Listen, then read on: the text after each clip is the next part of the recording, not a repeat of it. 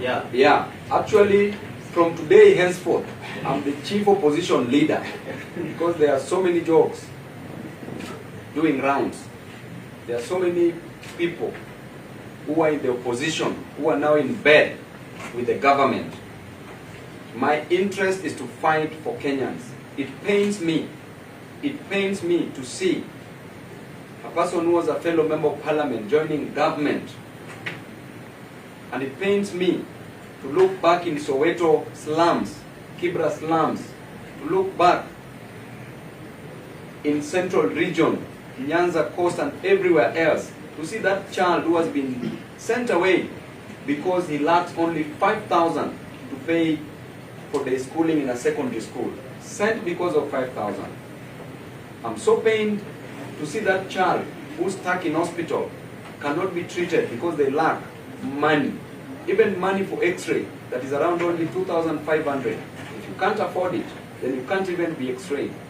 I'm so pained to see our young men and women moving around without jobs, seeing a boda rider in the sun from morning to evening, only gaining 50 shillings to 100 shillings in a day.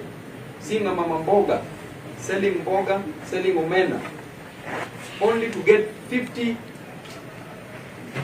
Kenya shillings, 50 to 100. How will this parent collect this money to reach 300,000 Kenya shillings that Ruto wants in a university? So pained to see our children, our students who finished high school, are waiting to join university, cannot join because they can't afford it. Some people are dropping out because they can't afford it. Yet, we are encouraging patrimonialism, we're encouraging corruption, we're encouraging favoritism, we're encouraging mediocrity, we're encouraging kakistocracy. What are we doing as a nation? Mr. President, you fight on grounds that you are selling eggs, and on the grounds that you are selling chicken. You should know better what a hustler feels. It is because of education that made you live in State House today. Were it not for education, you'd have never come to Nairobi. The same education you are denying to our children, to our brothers and sisters. You've forgotten the hustlers. You are no longer the hustler who used to preach the hustler narrative. What happened to you? Instead of just giving direct orders, instead of just employing people who are merit-based, who are capable of delivering services, because you have the resources, you borrowed enough money, we've never seen any single project done, completed, from the time you got in. What is happening with you?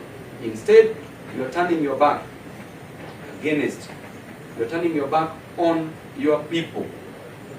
There can never be a government without a population that you are killing now.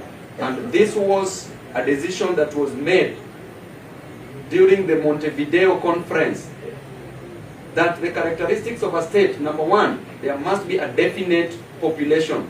Why are you killing the population? What will you have to govern? Do you think the new face of